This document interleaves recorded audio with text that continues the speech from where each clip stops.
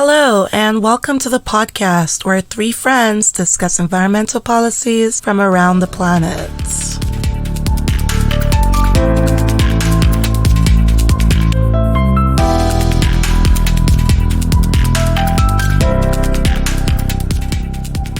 Hey, Policy Pals, I'm Ala, and today we are back talking about global intergovernmental organizations that shape environmental policy. A lot of these organizations that we've talked about work in tandem, like they work together and they focus on driving progress with data. So today we chose what I think is an often overlooked organization, the Consultative Group on International Agricultural Research, the CGIAR, and I call them CGIAR a lot because it's hard to say the whole thing. So we chose them to keep in sync with the theme of organizations that have a large reach. Before we get into it, I am joined by my two friends and fellow policy pals. Hey, Alba. Hey, Ala. How are you doing? Good. And also Ajwa. Hello. Hi. Hey. So today we are recording coincidentally on Women's Day. We're all women. I think we're all badasses. So first of all, shout out to all the badass girls and women doing awesome things out there, you guys, including us. Woo-woo. Keeping a theme of Women's Day is in Norway, 55% of all scientists and engineers in 2020 were women. I think that is amazing. Finally, there are 5 other countries, I think, that have scientists as who are women as majorities in Europe. So that was kind of cool. However, in these great United States, as of 2019, only 13% of engineers were women, and we earned 10% less than male engineers. And women made up 23.9% of people working in any STEM fields, period. Even though in the US, we make up more than half the college-educated workforce. Oh, wow. I thought that was crazy. That is pretty sad. Yeah. It is sad. And the thing is, the stats suck globally. Like, it's not just America. Women in research and development globally are about 23%. That we're not even up to a quarter making up the field. And in order of how good they're doing, the first region is Central Asia with 48%. Latin America and the Caribbean. Yeah, I know, right? I'm so jealous of you guys. Latin America and the Caribbean with 45%. The Arab states, like the Middle East and stuff, like I was surprised to see this, with about 42%. And then Central and Eastern Europe with 40%. These are the only regions where women represent over a third of research and development in the workforce total. Clearly, there's a problem encouraging women and giving them access to STEM education. Any thoughts from you guys? How y'all doing? Any news? Environmental women? Whatever. What's good? Hey, so not very environment based, but I started reading a great book called Phosphorescence by Julia Baird, who's Australian. And I think you all should read it because, Women's Day is like the best time to talk about this book. This book is talking about finding your inner light. And I know that sounds a bit crazy. But they are constantly tying it to the metaphors of like bioluminescence in nature. Oh. And how we should focus on ourselves to be able to survive the bad days rather than just focus on getting to the good days. You know what? I totally 100% agree with that. Like, you guys know a little bit about me, and for a long time I struggled to get to where I'm at right now. And now every day all I think about is all the shit I need to do to get to my next level, instead of enjoying the fact that I'm finally doing what I wanted to do. So I agree. Exactly. I feel like we can have a lot of takeaways from this book. You should read it. I'm going to check that out. Yeah, thank you, Abba. Ajwa, anything new with you? Honestly, not much. Well, today, since we're recording on Women's Day, I'm going to the Women's March, and I'm really excited about it because I have recently found out, about like the changes that we are actually seeing on a societal level in our country. Just by, I know like it's politicized and a lot of people just shit on it just for the sake of shitting on this movement, but it's bringing about real change in the country. So I'm really excited. Yes. That is really cool. Love to hear that. I love that. Get out What's there. really interesting about like Australia? It's how complacent the women are here. Yeah, but you wouldn't expect that from Australia, though. I'm gonna be honest. Yeah, you wouldn't. But yet, Women's Day is a day to go out with your friends and have a breakfast, and not really a day to fight for your rights, or not really a day where you're out there like asking for equality or equity. It's not seen like that here at all. More like a celebration day? Yeah. But it's not like they have the equality, so it's not like they don't need Yeah, that's it. what I was wondering. Like, where are they on this equality thing? I think, a lot of people get to the point where they're like, well, we're doing fine, we're doing okay. And also probably looking at it from, no offense, but a white woman feminist angle. Yeah. And being like, oh, we've come pretty far. And forgetting that in so many areas, women still don't have the same access. I mean, we just talked about women in science and engineering. Anyway, that was pretty interesting. Thanks, you guys. Just a little recap. Last episode, we talked about the IUCN, and before that, we talked about UNEP to kind of start off this series. So UNEP is a little more diverse. They had a wide range. We talked about so many different things they did, all the way from ecosystems to water to food. It's just they cover a lot of stuff. And the IUCN does focus more on conservation and ecosystems. And now we're on the CGIAR, which takes a shift into just focusing on agriculture, food, water resources, so they're a little more narrow. Speaking of this series, a question that we got from our listeners, our fellow policy pals, thank you for listening, was, what do these organizations have to do with environmental policy? That is a good question. If you're just looking at maybe our summaries or just the title, you might not get it, but listening to all of our podcasts, you'll find that we talk a lot about impacts. We talk a lot about how they develop their laws and their guidances. Because when these organizations develop their own structures and when they get out there, they're trying to influence what countries are doing. Okay, they're coming up with solutions that are technical. They're coming up with financing and funding. And they're doing scientific research to talk to, leaders and be like, hey, bruh, look at these numbers. This is what you need to be doing. So like I said, the CGIAR is a very agricultural focused episode. So here we're going to talk a lot about that. They do other things, but that's what we're going to talk about here. They have 15 centers for research, and they specialize in dealing with different kind of climate zones, and not only how to continue to provide food in those areas, but also how to maintain the ecosystems and conserve the area when food is being planted. An example is, we're going to talk about the IFPRI today, which I'll talk about that a little more later, but the International Crop Research Institute for Semi-Arid Tropics, based in Hyderabad, India, develops improved techniques for growing things like sorghum and other rain-fed crops. So Hyderabad is not like a very rainy area. It's a little arid. And this institute is helping over there so that they can keep growing crops that people need, honestly, to eat.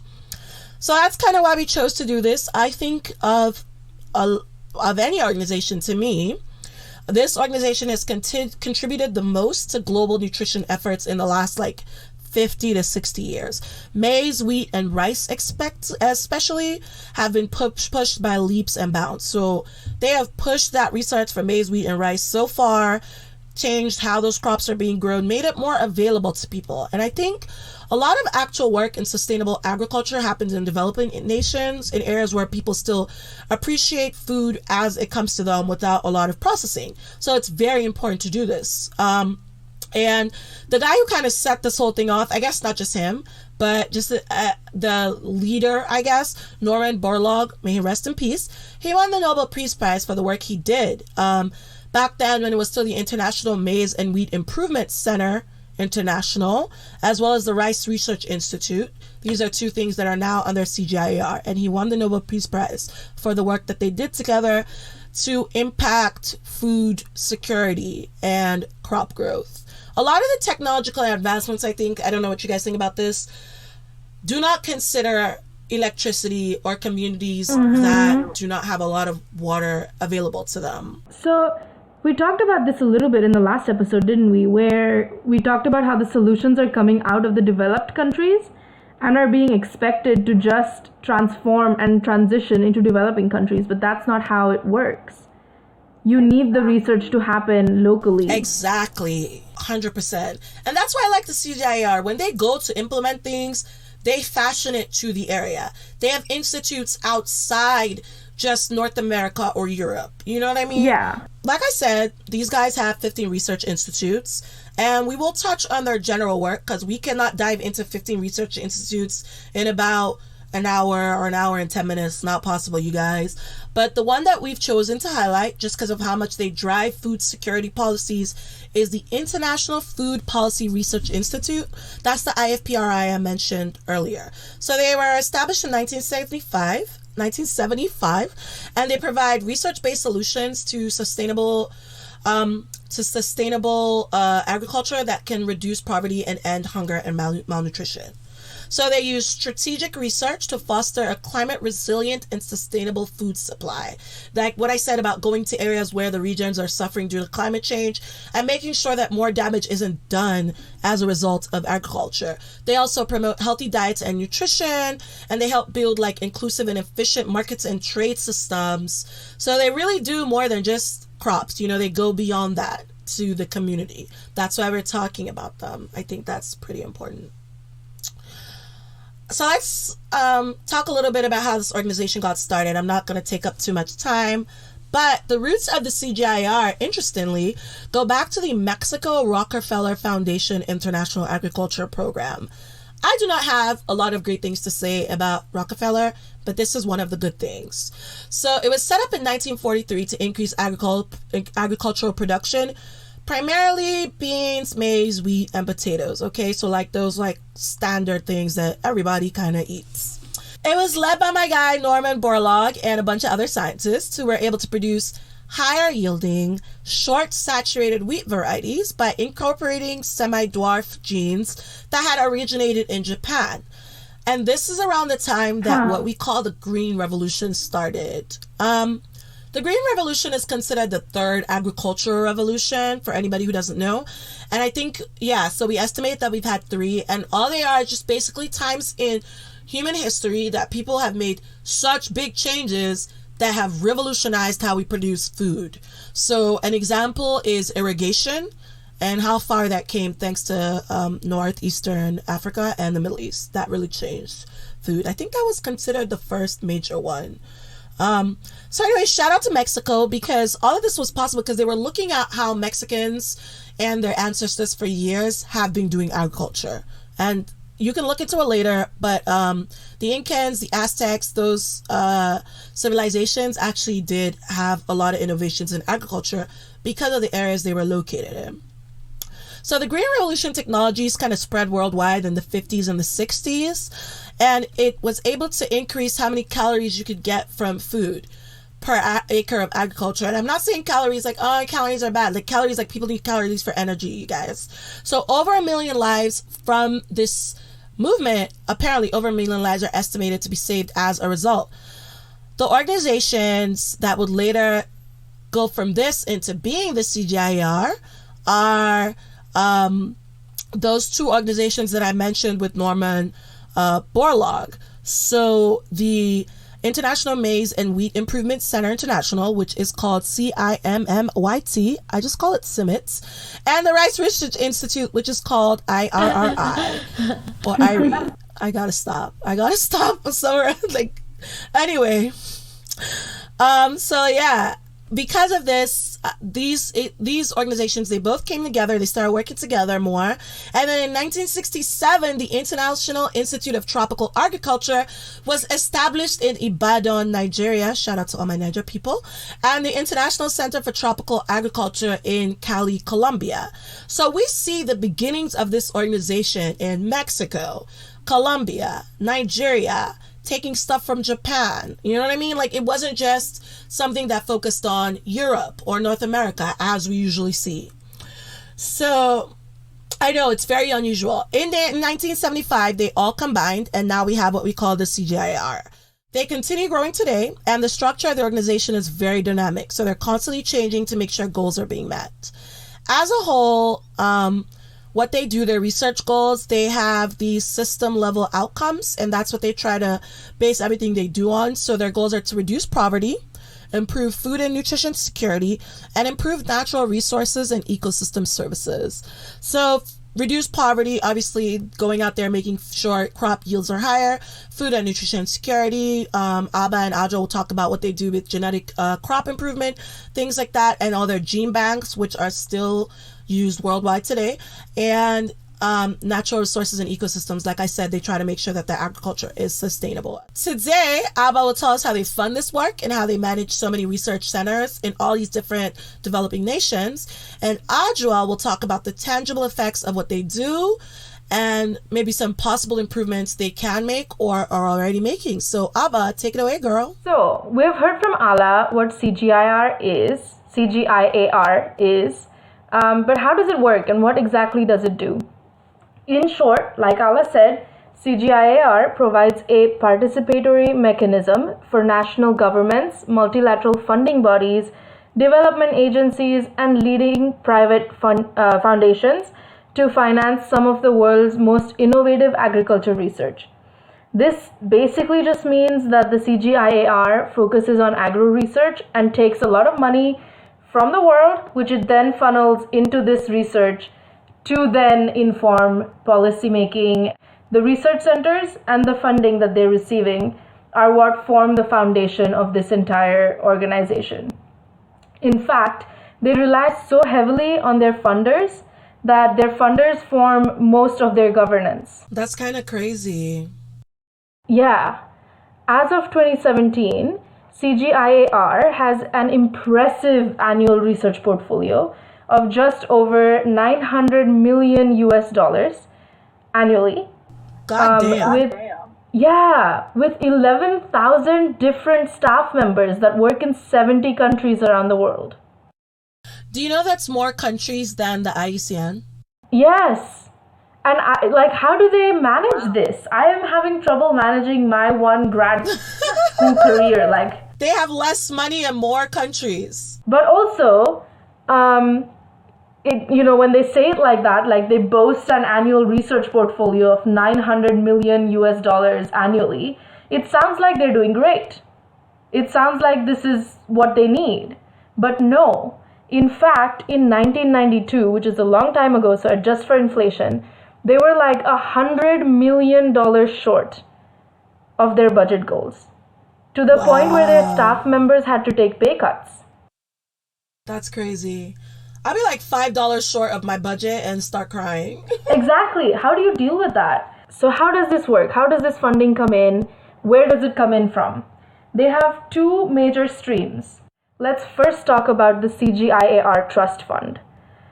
This is a multi-funder, multi-year mechanism that delivers financial resources for the research that CGIAR does and for the key system functions that they participate in. And it works in three windows. The first window is portfolio investments. This is kind of the funding that gets allocated to CGIAR as a whole rather than separate projects, and is prioritized and allocated by annual funders through the System Council, which we will talk about in a minute. The second window is through program investments, where different funders invest in specific research programs to help in specific impact areas that CGIAR is focusing on. And this one is kind of goes through a voting process to decide which program gets how much money through the Systems Council, which again, I will talk about in a minute. And the third window is through project investments, which is like a fancy way of saying the same thing as window 2, except more specific. So there's research programs, which then have separate research projects, and window 3 is where you can donate money directly to a research project. For example, the project to better the genetic banks that they have of crops. Yeah, and then they have the bilateral contributions, which this organization, like all others, love their fancy words. Bilateral contribution just basically means all their funding that doesn't come from their trust fund. This is the funding that gets donated to them locally in their centers or through local governments and research grants. Interesting to me is that their top donors are not just countries, because yes, countries do annually donate to CGIAR, but among the top 4 is Australia, a country, France, a country, China, a country, and then the Bill and Melinda Gates Foundation. Shout out to Bill and Melinda. Seriously, it's super cool that they're able to funnel so much money into this that they're competing with entire countries. Anyway, so since this whole organization is so dependent on their funders and, funding, these funders also have a big pull in the governance of this organization.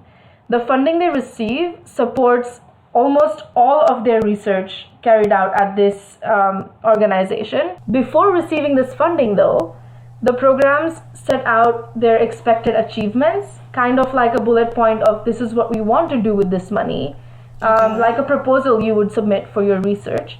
And then they provide targets.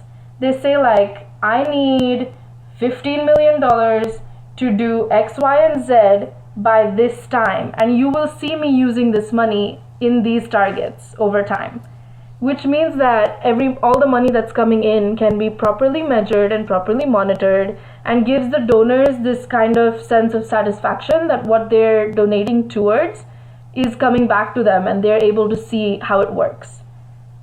That's pretty cool. It is really cool. This fund is then governed by a representative body, which is made up mostly of the funders themselves. This receives impartial advice from scientific experts to then kind of show them which direction to take this money in, what would be the most efficient way to use this money, and other such issues which come in through sort of an unbiased channel of experts. Question. So I get what you mean by like they have experts and scientists, telling them, all right, this is the way to go. But I wonder, who has the final say? Is it still the funders, and is there bias since they kind of have that final say? So from what I have read, it does sound like it can be a little bit biased at times, because yes, the researchers and the scientists are going to say, put your money in, I don't know, genetic banks. But if the country that's donating to that program directly does not believe in what the scientists are telling them to do, then they're going to pull the research in a different direction. Or they're going to say, this funding, I don't know if you should use my money to do this. Oh, okay. So they do, like, all of their steps of governance, which we'll talk about in a second, all of them include the funders. There isn't a single one that's made up of just experts, which is interesting. But I'm not sure that it's necessarily great. I see what you mean. Yeah. Anyway, so, but they do have like a safety net there, because they have an independent evaluation arrangement commissions. This is like an external group of people who then look at how the money is being used to say, oh, is it being used fairly? Is there enough accountability? How are the decisions being made? Is there too much pull from the funders and too little from like the researchers and stuff like that? And that comes up in their sort of forum, which meets every few years to discuss these things. And I'll talk about that in a second. First, let's talk about their problems. So historically, like I said before, CGIAR has been getting by and surviving, but they really haven't had sufficient funding annually. They were comfortably getting their agendas met some years. Some years they would run out of money before the year was over, which is not sustainable in the long term. In fact, in a report that they published just last month, I think it was the 5th of February 2021 or something like that, I'll add it in the show notes. They recognize that their funding needs to be doubled as soon as possible for them to reach their goal of ending hunger and halting climate change by 2030, which, yes, tall order, is definitely not going to happen just by doubling their funding. But what I like to note is that they admitted that they're only making half as much as they need to do what they want to do. That's kind of crazy. Half. Yeah, half. That's a 50% jump. And I mean, we always talk about ending world hunger, ending poverty, but this is a great example of a way that you can actually contribute and do that. Exactly. If you have a research center close to you for CGIAR, and if you can pool enough money, you can donate, like, directly too. They need the money, clearly. Wasn't there a study that came out Clearly. that said about the $300 billion is all that's needed to end world hunger? What do you guys think about that? That's fucking crazy to me, bro, because we have people that have way more money than that. Way more money. Right, but we just talked about how CGIAR's entire budget was $900 million. They're not close. I think the rounded up figure in their report was $2 billion is what they need to end it by 2030. And that is $2 billion annually, by the way. Quick aside from that report while we're talking about this. They also outlined a new set of goals for 2020 to 2030. And this is the first time that they're drawing focus on climate change. And yes, we've talked a lot about climate change, but this one is interesting because they're doing it in a way that is going to unify agriculture and environmental science. I think that's very important. I agree. Agriculture nowadays is so profit oriented instead of being what it should be about, is resource oriented, but it's so much more profit oriented that it truly is damaging the planet. Exactly. I completely agree. And I'm really excited to see what comes from that. Guys, Norway, Denmark, they're killing it. They are killing it. Shout out to Norway. They're living in the future over there. Okay, so now that you know how this funding is coming in and from where, what happens next? So the governance of this organization, I don't know if I believe in this claim, but they claim that they exist only to support the funders and the research centers. So they're the bridging gap between where the money comes from and where it's going. But who really knows, right? Because if the funders have more say in where that money is going in the first place, then is this governance really unbiased? I'm sorry, I don't believe them. They're lying. Anyway, so the funders are represented in the core governing body, which is the Systems Council. This council basically governs based on the principles that are written down in CGIAR's constitution, which is called the Systems Framework. Again, super fancy names. It sounds like it's out of a sci-fi novel or something like that. But the Systems Framework outlines how the governance works. It outlines where the money comes from and how it is mobilized. It outlines who the partners can and cannot be. It outlines what people are, I guess, able to donate because they don't want to get money from a super biased thing. But then China is one of their top 5 donors. So, I mean, how do they even define that? Yeah, so they use this framework to govern CGIAR, and this Systems Council consists of 20 members who can vote, out of which 15 are funders. 15 are the top funders from CGIAR. And the remaining 5 are representatives of developing countries where either CGIAR is starting a new center or already hosts a center, or then countries which need the most support for that period of time. And these people rotate. So we see it again. We see it again. The richer, more advanced countries deciding what the developing nations have to do in their countries. Exactly. The good thing, though, is that all these chairs can rotate over time. So it's not the same people that are in charge of the Systems Council at all times. I hope the UN Security Council is taking notes. So the council works hand in hand with the systems board, which is the other, I guess, kind of like twin organization sections within this organization. So the system council and then the system board. And the system board is there to make sure that the missions and strategies of CGIAR are met fairly.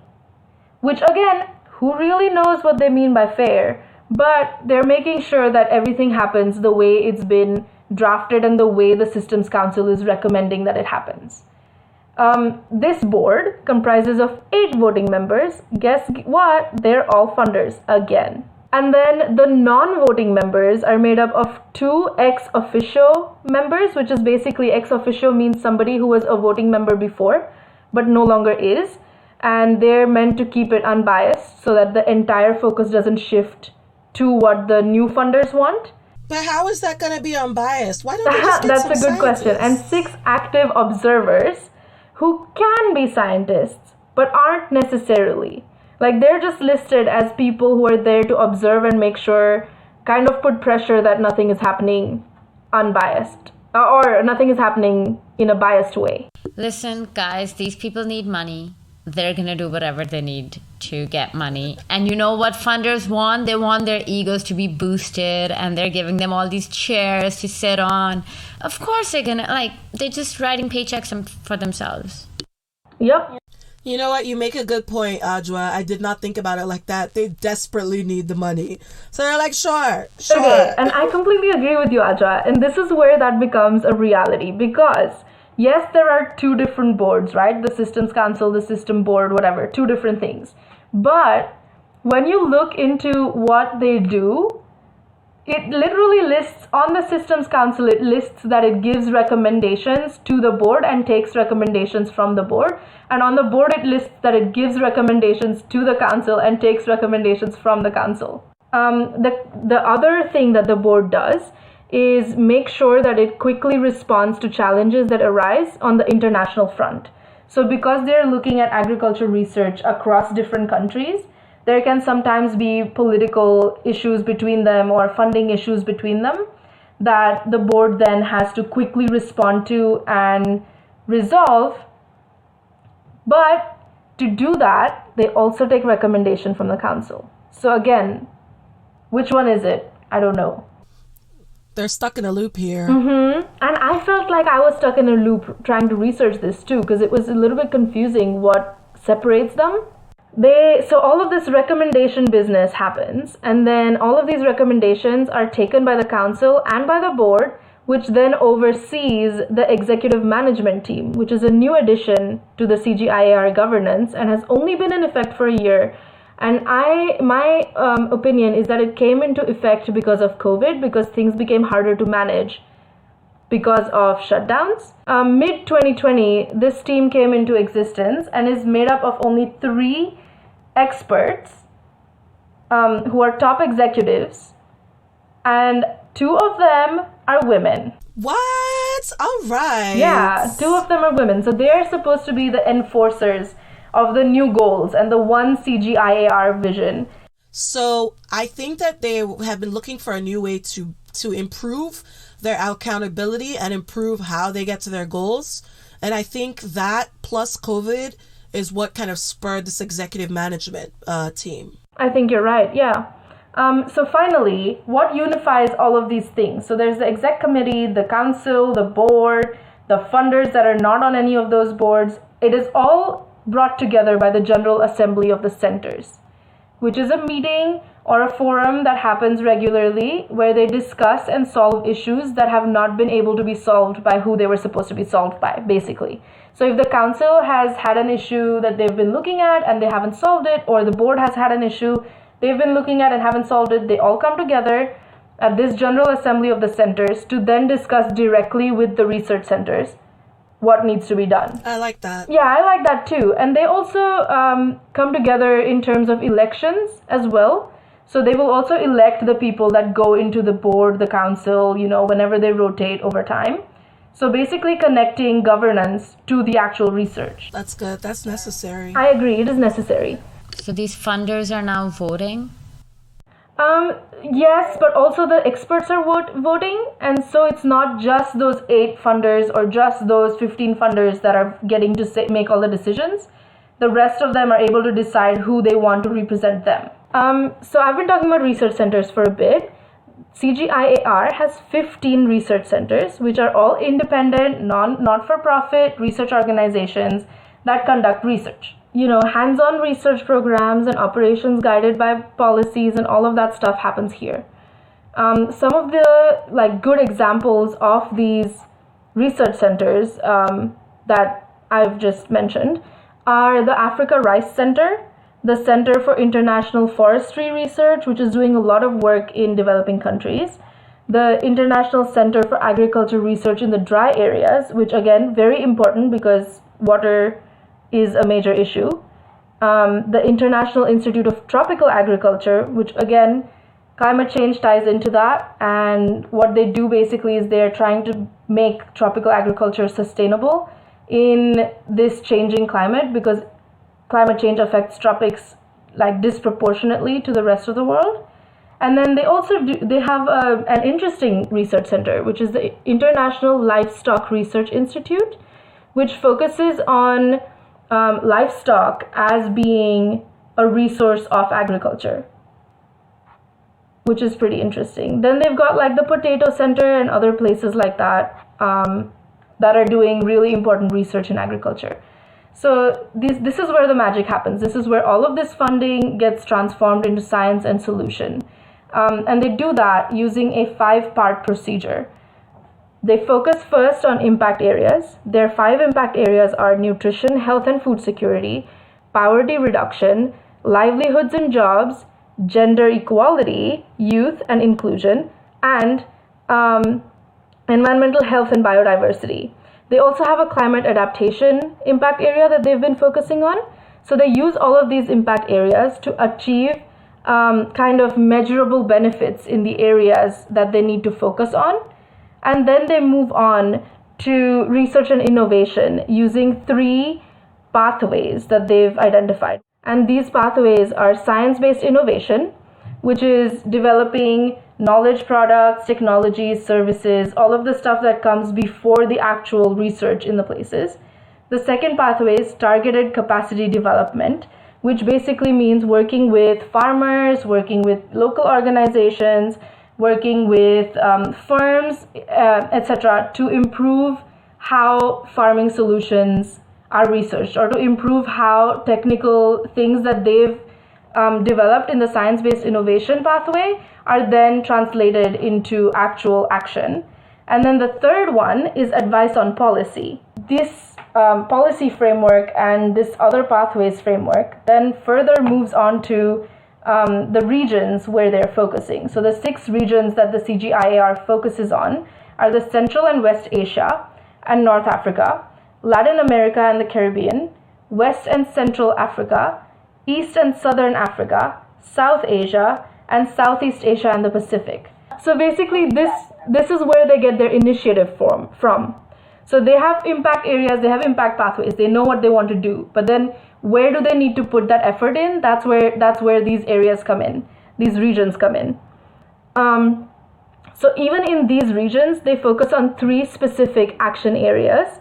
And these are there to be able to build a good foundation for the traditional strengths of CGIAR, which CGIAR already has. So CGIAR is really strong at genetics and farming systems, which Ajwa will talk about in a second. But they also have a very ambitious agenda around how food and water needs to be incorporated into environmental science and how it needs to be researched more. To give you an example of how CGIAR's research centers really work, we're going to highlight one of their research centers, which is called IFPRI, which stands for the International Food Policy Research Institute, and Ala gave us a brief introduction of this in her section. So basically, what they want is a world that is free of hunger and malnutrition, and they want to provide research-based policy solutions that sustainably will help them reach their goal. The way they do that is by focusing on 5 strategic research areas. The first is fostering climate resilient and sustainable food supply, which is self-explanatory. The second is promoting healthy diets and nutrition for all. And this one I think is really important for those developing countries like India and Pakistan and Nigeria and all of the places where poverty takes such a strong hold on policy. So promoting healthy diets and nutrition, I have seen this work in local areas where I'm from, where they will partner with, say, destitute homes, or they will partner with orphanages, and they'll make sure that nutrition is being passed on to these really deserving communities that don't get the kind of healthy diet that they need to have a healthy and long life. The third one is building inclusive and efficient markets, trade systems, and food industry, which is really interesting. And we will talk a little bit about privatization of the food industry in a little while. But that is their third strategic research area, which is interesting to me. The fourth one is transforming agriculture and rural economies to like more sustainable stuff. And the fifth one is strengthening institutions and governance. So this is more where that policy making comes in, where they are trying to strengthen academic institutions and governments to consider agriculture as being a major research area for them. Each of these considers gender within them when they're answering these questions, which is really interesting. Women's Day, they want equity and equality for both genders in all 5 of these research areas. Under this IFRPI, they have a research program called the Research Program on Water, Land, and Ecosystems. So the research center is responsible or partners with CGIAR on multiple research programs, which then have multiple research projects. So this research program focuses mostly on delivering sustainable agricultural solutions in areas which have issues with land ownership or areas which have issues with water conservation, and enhances basically the natural resources to then enhance the lives of the people who rely on those natural resources. So they have 3 levels in which they're working. They're looking at what natural resources are available in this locality. Then they're looking at who is responsible on making decisions about them. And then they're looking at who are the people who are actually being affected by these decisions that get taken. And then they're doing research to find out what is the best way to integrate all 3 to form efficient, sustainable agricultural systems. I think that's good, the way they break it up, because at the end of the day, you end up looking at segments and then you can bring the whole thing together to look at it big picture. Exactly. So the stakeholders are really important, and they make a good point to not ignore stakeholders that might seem really small, like small tribes or small villages in that area. They have identified that agriculture is the major driver of environmental degradation and social inequity in more than 70% of the world. And it makes sense. I mean, like, food and water are things that we all need to survive. Exactly. So what they also know is that by 2050, if you look back at 2005 food demand, 2050 food demand is going to be 60% higher than that, which also means that our current production systems not only will fail, but they're basically risking our future. Yes. Okay, so in response to this huge issue that they've identified, they have started piloting agricultural and natural resource management solutions at the super small local level, where they go in and they're like, okay, these are your specific problems. My research tells me that this is how they need to be solved. So this is what we need to fight for in your local government. So it's really interesting. The other partners in this project are also super interesting. There's the International Potato Center, which is basically looking at how to provide nutrition in times of sort of drought and stuff like that. Oh, it's not just a center that deals with the outcry against the gender of a potato. So like, I know that was a joke you made, Ajwa, but they are also looking at gender equality in the potato center as well. What? Oh yeah, my God. So I don't know. I guess potato farmers are more traditionally men. I don't know. Huh. That's they have like, interesting. it's crazy. They have like 2 million smallholder farmers that are members of this center, and they're looking at how to improve their lives. It's really cool. Anyway, so that's what I was trying to say, that all of this sort of research that we talked about and all of this funding does come together in the end. The research centers make way for research programs, which then make way for these smaller research projects in the local areas. And in the end, all of this stuff is now, I don't know if it was before, super openly available on the internet. So if you go to their CGIAR financial report dashboards or their CGIAR trust fund dashboards, you can see exactly which money came in when, from where and where it went or how it's being used, which is also really interesting. So it ties in that research and that money as being their foundation. Interesting. Yeah. Now I'm just going to pass on to Ajwa so she can tell us why this is important and what are the implications of the stuff they do. Yes, tell us, Ajwa. Tell us their implications. Well, girl, first we're going to have to talk about funding again and the problems that they have with their money.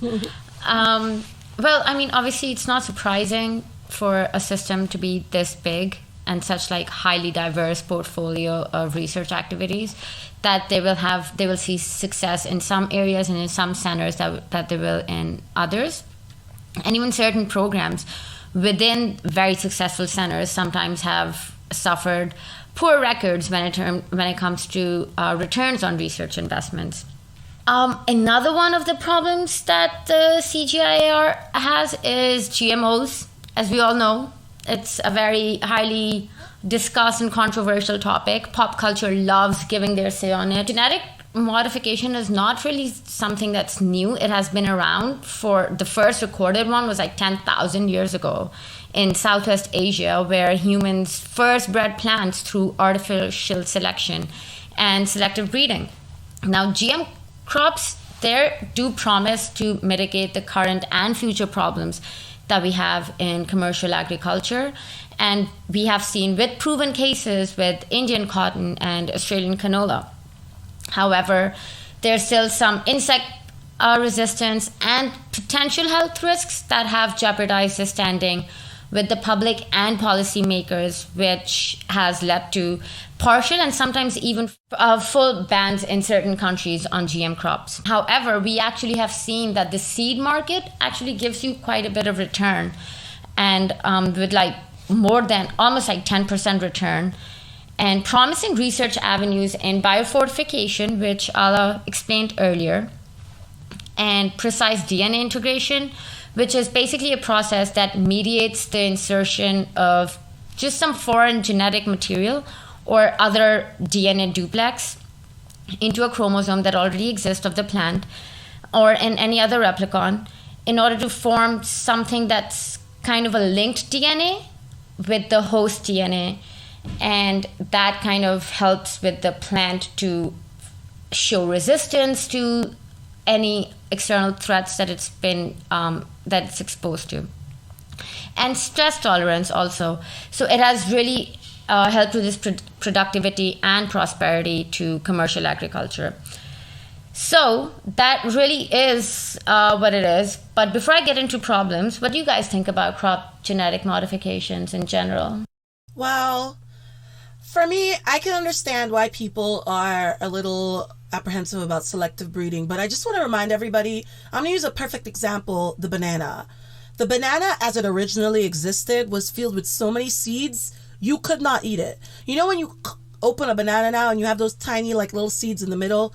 That thing used to just be filled with seeds. Only like monkeys and chimps could eat it. Like, this show is called Planet Policy Pals, okay guys? We fucking love the planet. We love nature. We love it all. But we have to be realistic. Like Abba mentioned, we have a food access and security problem. These genetically modified crops, they're made by people who have dedicated their lives to improving these things. Fortifying something biologically by making the genes stronger or introducing DNA integration does not mean that your food is destroyed. I agree with you. I want to bring it more towards the health front. Like, there are a lot of benefits that get ignored as well. For example, with the golden rice, have you heard of that? Yes. It's that rice which is biofortified using beta carotene. It's actually a much healthier alternative of rice. Exactly, and malnutrition is such a big problem in the world right now, especially with vitamin A deficiency and stuff like that. So beta carotene, which is usually found in carrots, is orange. They used a gene that produces that and put it into rice to then be able to produce beta carotene in that rice, which gives it that golden color. And then when people eat it, it is converted into vitamin A. So in areas that have rampant malnutrition, they're not going to look at this and say, oh, you did something to the genes of this rice. No, they're going to say, if I eat normal rice, I'm going to remain malnutritioned. If I eat golden rice, I'm going to get better. You raise a great point, Abba, which I want to ask you guys. I feel, this is just me personally, I feel like this anti-GMO thing and thinking that natural means non-toxic or natural means definitely healthy is more of a richer people, richer country problem. I agree. Me too. I agree completely. They're able to think of those things. Like, they have that luxury, which not a lot of other countries do. I think one of the things is also that they've made genetically modified or processed food in richer countries to be way cheaper than natural food, which is why I think it is at this point a source or a form of even elitism that you can't afford food that comes directly out of the ground. It's necessary. Like, food, world hunger is a big problem. I don't know how else to get that across to people. Without GMOs, a lot of countries would not have the populations they have today. People would be dying. Like, there'd be a lot more starving people without improved crop yield, improved fortification, and the climate is rapidly changing. So if you think you're going to be able to keep planting food the way you do, if we do not do something about the seeds that you use, I'm sorry, Exactly. but If you that's stop just not using gonna happen. GMOs now, then your meal planning is not going to be what I'm going to eat for this week. It's going to be if I'm going to eat this week. Perfect way to put it. So yeah, that was great input, guys, and a great conversation on GMOs. So moving on to their other limitations. Well, one of them is also overseeing grassroots collaborations and community impact to reduce poverty. So a lot of their research that has taken place in CGIAR is actually publicly funded, like we talked about earlier. And the work done by the CGIAR is actually really important, and it's actually probably the best measures of its impact on the sheer extent of the adoption of their technologies by farmers and governments. However, questions still remain on how much their research has actually helped reduce poverty, and how can we measure and assess such impacts. Now, first, the problem is that poverty impact assessment is actually quite difficult, and just the complexity of causal connections between agricultural research and poverty levels make it exceedingly difficult to find clear and direct evidence of how these links are formed. The best we can do in most of these cases is provide a portfolio of evidence, which is drawn from multiple resources and methods, and they can be synthesized into a reasonably complete overall picture.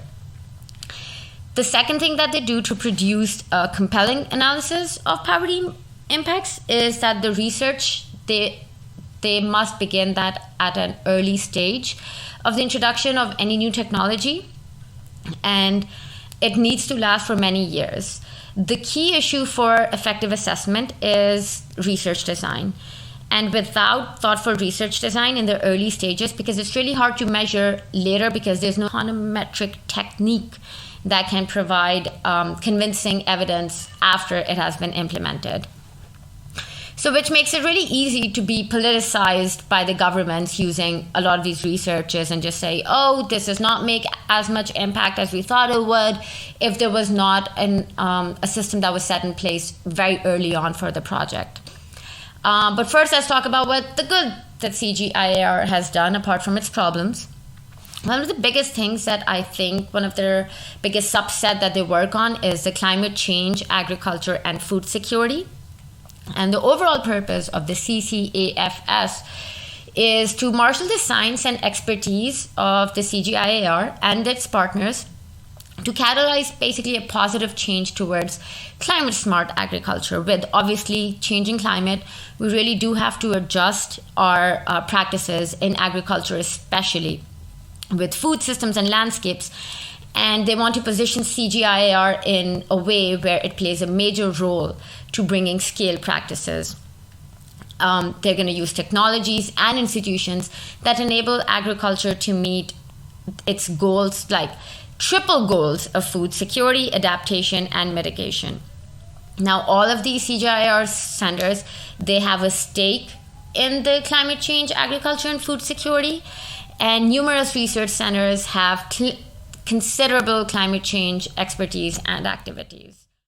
Another thing that they actually work that has worked great in the agriculture sector is platform for big data. So the ultimate goal of the CGIAR platform for big data in agriculture is to harness the capabilities of big data to accelerate and enhance the impact of international agriculture research. Now, this is a 5-year platform that they started in 2017 to 2021, and it will provide global leadership in organizing open data, convening partners to develop innovative ideas, and developing and demonstrating the power of big data and analytics through inspiring projects. And they really do have some great projects under their belt. I would really encourage all of you to go look it up. It is, we do have it in our show notes as well. Now, talking about the IFPRI, since we're recording this on Women's Day, I thought it would honestly be criminal to not mention their most notable work, in my opinion, of course, because I hold this bias, which is A Win for Women. Which basically their index, their Women's Empowerment in Agricultural Index, which was the first comprehensive and standardized measure that directly captures women's empowerment and inclusion in the agriculture sector. Now, we all come from developing countries, and especially like Abha and I, like India and Pakistan, they're very heavily focused on agriculture. So we know how much of this sector is it consists of women, right? Like women hold such a high number of working class in this. Oh, yes. But somehow they don't get enough credit. When you talk about farmers, it's mostly talking about male farmers. Yes, I agree. Male farmers and their sons, their wives and their daughters who are working out there don't really get the recognition they deserve. It's true. And the thing is that they're out there too. And as we've seen from the CGIAR, there's quite a few women involved in actual being their hands in the dirt agriculture. Yes. Yeah, the women are actually there on the field more than men are. Men hold the managerial positions and they use women as that. It's funny. Somebody said men have used women as watchdogs for patriarchy for centuries. And that is honestly my favorite quote. I agree. Okay, they developed this index with Oxford Poverty and Human Development Initiative and the U.S. Agencies for International Development for the U.S. Feed the Future initiative. Now, this index is being used by more than 50 organizations in 40 countries to actually help researchers and policymakers identify and evaluate the types of strategies or projects that empower women. So now a lot of research is actually focusing on women, because we have to understand that you cannot operate any field, any economy without including 50% of the population. So this is really exciting that they're actually now taking women into account when they're even doing their policy research. I love that. And to highlight other programs that they've actually, like the outcomes for food and nutrition security that they've done around the world, are some of my favorite examples. We have China. They increased investment in R&D following an IFPRI's recommendation on priority setting, and they helped nearly 6 million people move out of poverty. Wow, that is a big number. Right? In Vietnam, their policy advice on market reforms led to greater opportunities, income, and food security for 24 million people that were dependent on rice farming. Wow. And a lot of the world's rice comes from Vietnam and Thailand, actually. Yeah. India, they provided evidence for high returns to road building for the Prime Minister's Rural Roads Program, and it helped up to 18 million people escape poverty. Wow. Yeah. They're helping people in the millions. Honestly, if you add all these millions of people that they've helped, it still does not equate to the millions of dollars that they have in their budget. That's still less. I can't. I'm sorry. Honestly, they don't even get $1 for a person that they help. We've called the CGIAR broke like 500 times today. It's true. It's sad, but it's true. In Ethiopia, they have provided technical support to their agricultural transformation agency, and that helped to expand a program that has brought affordable quality seeds to 1.5 million farmers. Amazing. In Brazil, they designed the Bolsa Familia conditional cash transfer program, which has about 43 million beneficiaries and was informed by IFPRI's evolution of an earlier program. Interesting. Yeah. And they have this program called Harvest Plus, and they have helped to increase access to critical micronutrients for about 42 million people by introducing biofortified crops. See what we said, guys? You need these genetic improvements to crops to save real people's real lives. And look at how much difference they've made. Like, this is a lot of people, and in all of these developing countries. I agree. Now, earlier I talked about the limitations, and I said how they're consistently working to overcome them. This is how they've, since we've called them broke so many times, they have actually addressed their budget transparency and donors. And they claim to have a deep commitment to partnership, transparency, and accountability. And to be fair, they have actually restructured their governance to make sure, within the research centers and partners, to make sure that they have transparency throughout the system. And obviously, again, this is a big system, so we will also accounting for so many such a diverse group of people is obviously much harder than we're sounding it to be. But they have actually started to cover these accountability gaps that they have in there, and now they have a solid foundation of clearly defined roles, responsibilities, and accountabilities. So, for example, one of the things that they did is that they did this open access and open data with all 15 research centers signing on to it, where they have to just, whatever they're working on, all their projects, it is available to the public, it is available to the funders. Just you go in there and you can just see what they're working on, what they've done, how they've done it, where the money was coming from, where the money went into. So kind of to give funders, because one of the biggest reasons for funders pulling out was accountability and transparency. Right. So they kind of work on that to help them. To help with their accountability, what they do is that they work with a range of advisory services which help them provide these accountability, again, because they have to be very culturally sensitive, because they're working across such diverse group of people. And what they do is, their management works towards maximizing global accessibility and make sure that their research actually does have an impact. They also publish the system-wide grant data to the International Aid Transparency Initiative standard to make sure that they are holding all the research centers up to the same global standard to, again, increase transparency. Another thing that they came out with all of their projects was the Standing Panel on Impact Assessment.